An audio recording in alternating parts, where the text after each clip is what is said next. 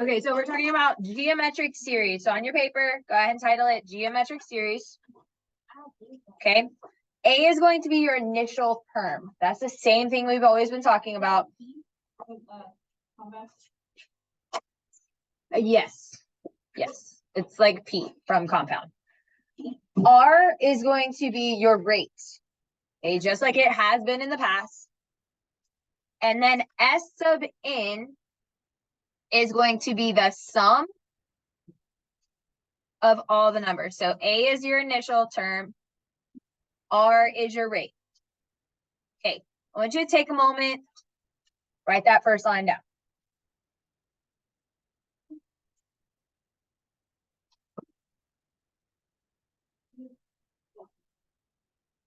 I can, yes. Okay, don't freak. I'm gonna go ahead and add all of the stuff out here so that you can write it down. Don't freak out. Yeah. Okay, so here's the important part. So there's two potential ways this question could be asked. One, the question could be asked, hey, how would you go about deriving the formula for geometric series? These are the steps. Okay. Do I expect you to have this memorized? Probably not. Do I hope that they don't ask you this question? Absolutely. I wasn't gonna assign it. Okay. Yeah. Okay. Now the part at the bottom, so the very last line, that is the formula that you would use to find the sum of the first however many terms. I'm going to show you how to do that in just a second. Okay, so again, you need to write down the steps. The last line is the most important part. So when I say summation, that means that I'm adding together all these numbers, right? Okay, so this is the geometric series or summation. That was that last step at the very bottom. Okay. So for instance, wait, it was the last thing that you had written down. No, this was the last, look guys. This was that last line that was down here at the bottom. Same thing, same problem, same formula. Okay. Looking at this, we're going to use this example. Ready? Okay, so a drug is prescribed for a patient that take 200 milligrams every 12 hours for 10 days. After 12 hours, about 4% of this dose is still in the body. How much of the drug is in the body right after the last dose? Okay, so first of all, our initial is going to be 200 milligrams because that's what we're starting with, right? Our rate is 4%. We're going to turn that to a decimal. And we're going to do the same thing for down here. Now, this N, that's where we have to figure that out. If we're going to take this every 12 hours, but we're going to do it for 10 days, how many times are we going to take this? Okay, so we take it 2 times per day. And how many days do we have? 10. So how many times are we going to take it? 20 times. So we're going to put 20 up here at the exponent. Okay, take a moment. Y'all killing me. I'm dying. Okay, take this and plug it into your Desmos and tell me what you get.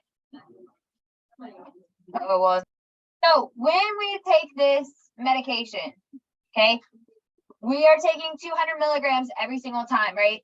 Is there still going to be a little bit left from the last time you took it? Yes. Probably. Okay, so this is right after the last dose. So right after we took the last pill, we would have this much left in the body. So if I wrote something like this, where I had 48, 12, and 3, I'm going to find the sum, okay, and I'm going to write the equation. And then I'm going to find the sum after the 10th term. Okay, so on your paper, I would write example 1, and I would write this list of numbers. I might do example 2. Oh, well, sorry. Example 2. Okay, now we see that 48 is our first term. So using that formula that we were given on the last slide, 48 is going to be our first term. So we're going to say S sub n is equal to 48. Now we have to find R because they don't give it to us. In order to find R, we're going to say R is equal to the second term divided by the first term. So that's going to be 12 divided by 48, which if we plug that into our calculator, we would get 1/4, which is 0.25. So 1 minus 0.25. And since we're writing the formula for this, we're going to raise it to the nth power. And then we're going to divide it by 1 minus 0.25.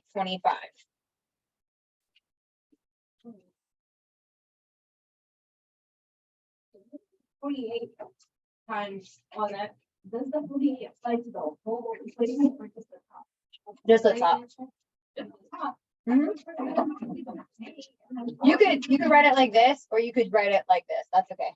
It's the same thing. It doesn't matter. Okay. Now we're gonna do this after the 10th term. So we're gonna get 48 times 1 minus 0.25 raised to the 10th divided by 1 minus 0.25. Once we plug this in, we would get 63.999, which would just be 64 roughly. All right, so find the sum of the first 15 terms, given that the first term is 2 and the third term is 32. So we don't know what the second term is. Okay, so in our formula, we have our initial, which is 2. Okay, we have 1 minus, we got to find our R. So we need to think. We need to multiply 2 by something twice to get to 32. Okay, let's try 16. If I multiply 16 times 2, that would give me 32, but then I would have to multiply by something to get me 32, and that would work, right? Okay. Yeah. What about 8? 2 times 8, that would give me 16. 16 times 8, would that give me 32? No. Let's try 4. 2 times 4 is going to give me 8. 8 times 4 is going to give me 32. So we see that R is going to be 4. Now we need the first 15 terms, so we're going to raise that to the 15th power. And then we're going to divide it by 1 minus 4. Right? Isn't so much fun? Okay, so we're going to plug in. Okay, so when we plug in, we're going to get 2 times 1 minus 4 raised to the 15th power divided by 1 minus 4, which gives us, oh no, I got 715, 827, 882. Absolute value is just a fancy way of saying, hey, you can't have negative numbers. Okay, so how far is 6 away from 0 on the number line? Okay, fantastic. So far so good. How far is negative 6 from 0? Okay, cool. Okay, so absolute value makes it positive when it's inside this little bracket thingy. Okay. Now, if we took these numbers and we plugged it in, we would get positive 4, positive 3, positive 2, positive 1, 0, 1, 2, 3, 4. Notice how it's a V shape. Absolute values are V shapes. Okay. All right. Just like our other transformations, yes, ma'am. Yeah, we're getting there. I got you. Just like our other transformations, our plus K on the outside is going to move it up and down. So if we add K, it's going to move it up and down. Okay. For H, when we move it, it's going to move left and right. And then if we make our A negative, this is what it's going to look like. Thanks, babe. What's up? All right, vertex is going to be the point, right? Where when two things meet. Okay. The last one, the coefficient, it reflected across the x-axis, just like what it does in other things. If you put it all together, You can change these up. What you need to know is how those transformations impact it. You're probably going to be asked something like, hey, if you have an absolute value and it has a vertical shift of 3, what would that equation look like? You would have to write it. Okay. Fantastic. Okay. Jump through that. All right. Do we have to finish this? Which means the Desmos? No. You just need to see it. Okay. Absolute values are going to set us up for piecewise functions. Okay. Piecewise functions are functions that are pieces that have been put together. So what is one thing that you notice and wonder about the equation and its graph below? What do you see? Okay. They're inverses. This is kind of, I know it's kind of hard to see. This one's orange. This one's blue. Okay, so it's 2 different equations that are meeting together. Okay.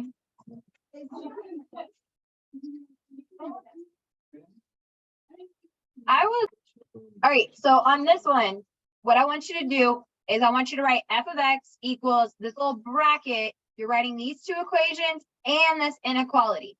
These are called domain restrictions.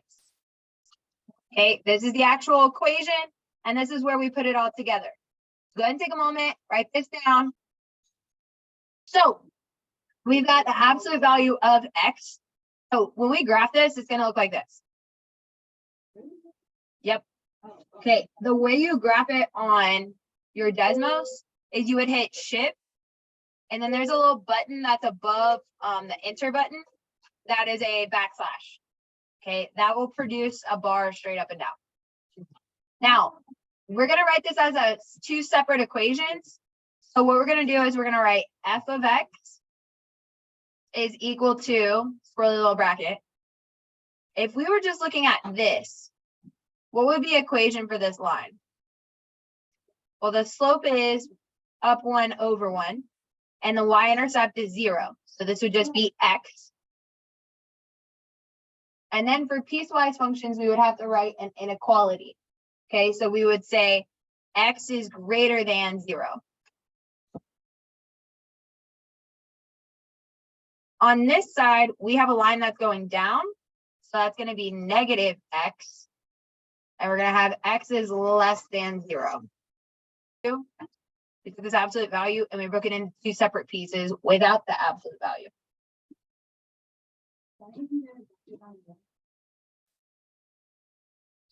That's a good question. Don't know. I don't have an answer for that one. That's just kind of how they have it always written. Basically, for this part of this unit, all you would have to do is graph it or write the equation. So those are the 2 things that you would run into for this unit for that stuff. Okay. So coming to the next thing. Yeah, it's a good question.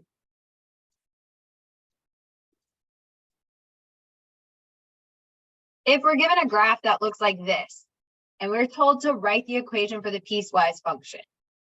Okay, go ahead and take a moment, kind of sketch this graph on your paper so that we can kind of go through it. Okay, so you remember back in the day where we had y equals mx plus b?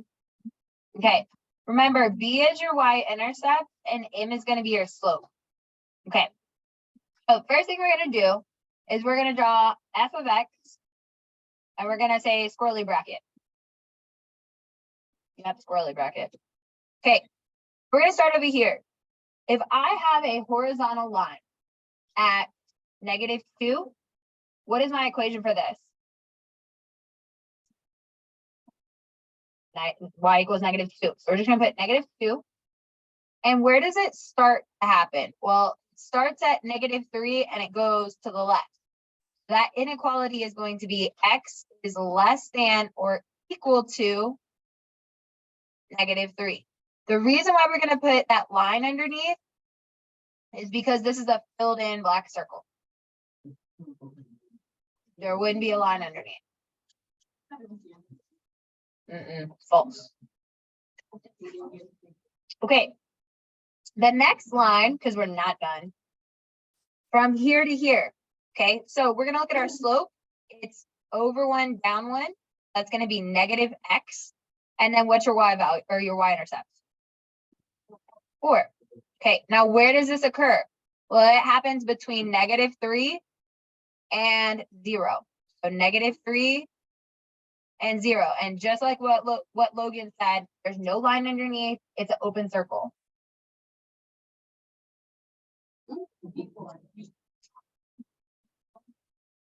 So the y value, oh, I'm sorry, the y-intercept is gonna be 0, and we're gonna go up 1 over 1. This is gonna be x plus 0, so we don't have to add the 0. And then where does that happen? Well, it happens from 0 all the way to positive infinity. So x is gonna be greater than or equal to 0. Good? So if it's a line that's coming from the center and moving out. Or is it different? Ask it again. Like, it's like that, like, line that's pointing to you, okay? Uh-huh. Yes, but the slope might be different. They might have a line be like, where? And this would be up to, oh, so the slope would be 2x. Fancy, I know. So this is a question that's asked on the SAT, and everybody always gets stumped by it for no reason. Let me make this easy. You get this piecewise function, right? Okay, this is asking when x is -2. So looking at our inequalities, which one would include -2? The first one, okay? So if I took -2 and I plugged it into this equation, I would get 1/2 times -2 plus 5. And so that would give me -1 plus 5, which is 4. Ta-da!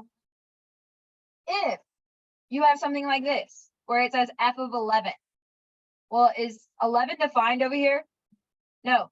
So does not exist or undefined or no, yep, okay. Make sense? Cool. This is the 2. So when x is 2, well, we see that in 2 different places, here and here.